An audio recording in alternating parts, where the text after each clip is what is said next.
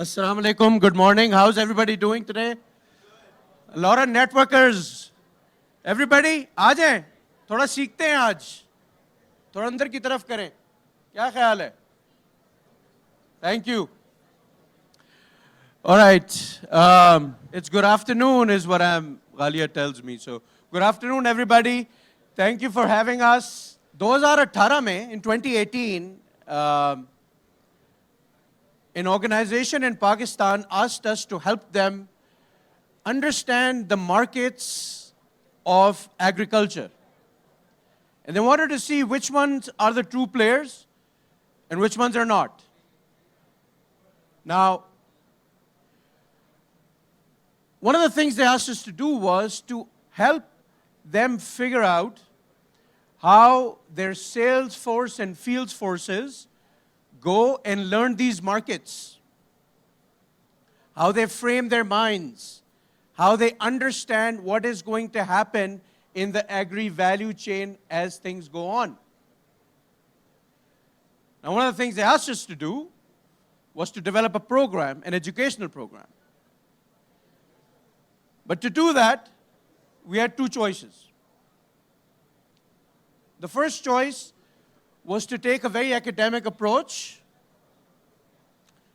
go with, I can hardly concentrate, guys. It's too loud at the back.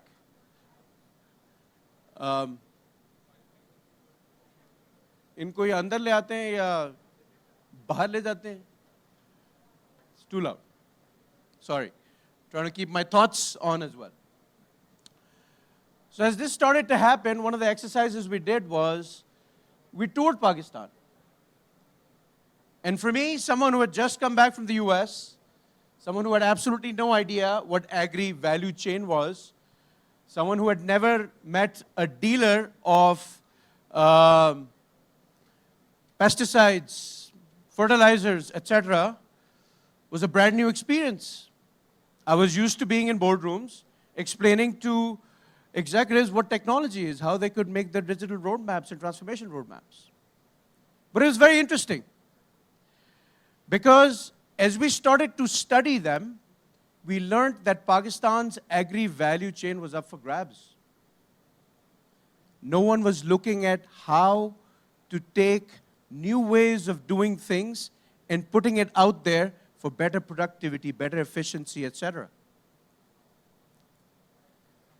So I asked my team to study three types of organizations. One,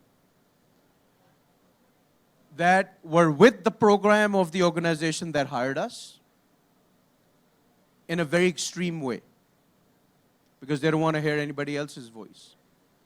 Two, that just does not buy things from them. And three, they were neutral. Now, the most interesting learnings obviously came from the ones that never bought from them. Neutral was okay. But I found an anomaly. The anomaly was this little area in Punjab where they only bought product from one organization and nothing else, which was very strange. And as we got to that town, we met dealers and farmers and artis, jinko kehte hain. You guys know what arti is? No, look it up. It's a very interesting concept in the agri-value chain.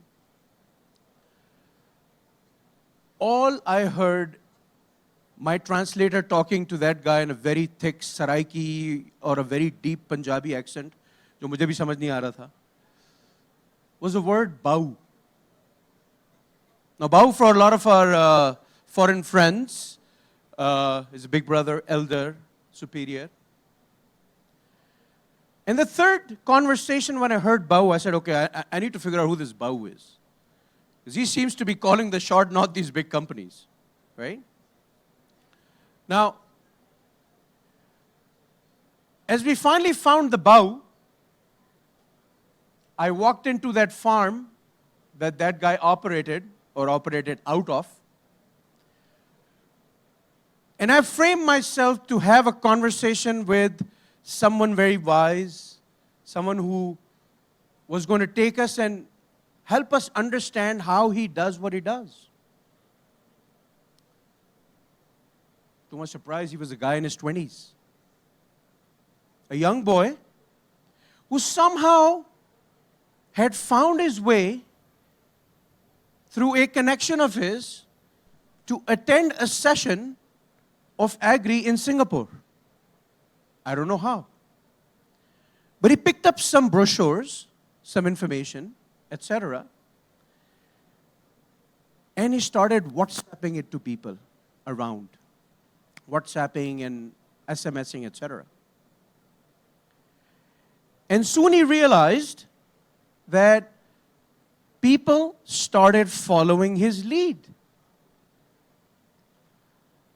Now that WhatsApp, he kept on learning to do better. Someone taught him to make a broadcast list. Now around him, it wasn't just the broadcast list. It wasn't just his WhatsApp. He started a digital ecosystem around him, where people started buying smartphones, the basic ones.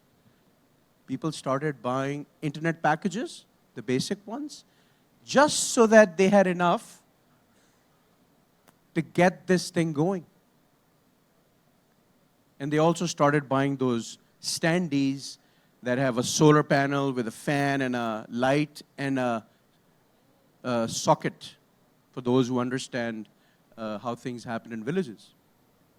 Now, that socket was to charge your cell phone. Now, as this Bau kept on talking, I asked him a very simple question. I said, first of all, I understand how you started this, but why did you start this? And he said, and I'm going to translate, that I want to tell people about things they don't know exist, about choices they don't know they have, markets they don't know they can sell into. I was surprised. I said, you know, is a boy in his 20s from a little rural town, just with this one interesting trip that he had in his life, is making the kind of impact a lot of us even just dream of. I started calling him Digital Bau. Now, as I started to do more things, other projects, and are we? शादी का time खत्म हो गया? इस्लामाबाद में तो 10 बजे बंद करते हैं, right? As I started doing this, wow, nice. As I started doing this, I realized that he is trying to frame mindsets. And that's something we Pakistanis believe it's against everything we believe in. Because we're told that we're the chosen ones, right? Are we not?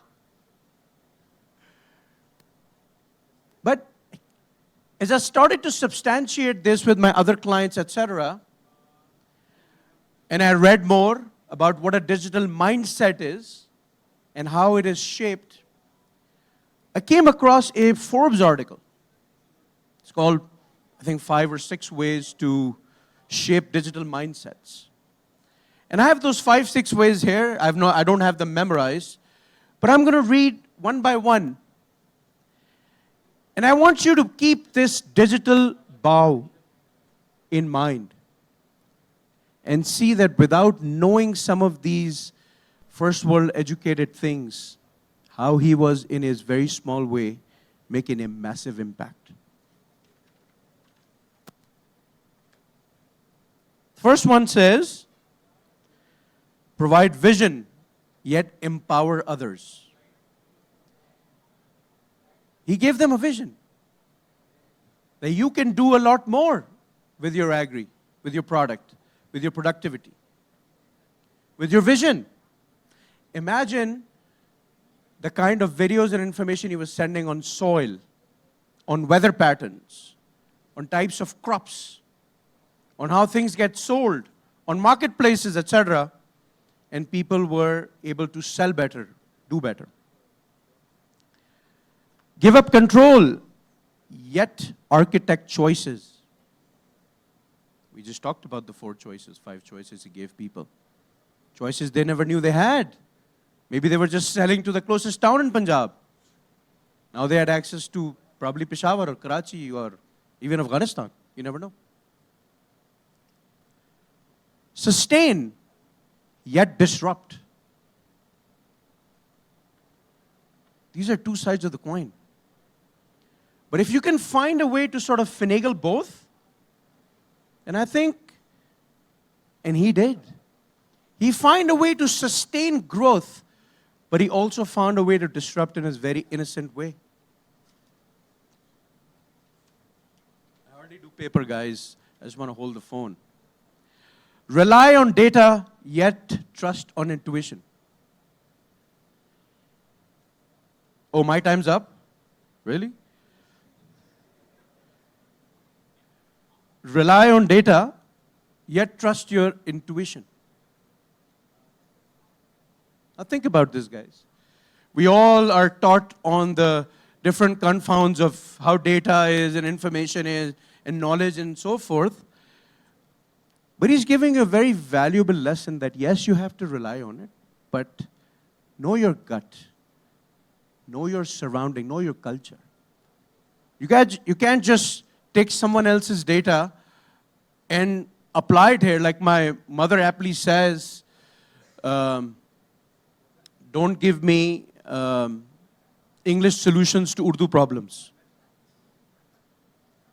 If you understand that, I finally understand that. But it took a while. Be skeptical, but yet be open-minded. Now, I'm sure what the guy told me was interesting. He said there are a lot of naysayers in the beginning who did not believe what he was sending. A lot of people said, you're someone's agent. You've been hired by somebody. But it turned out that his impact was so solid that any of these agri organizations or other types of organizations could not even pay to buy an influencer like that.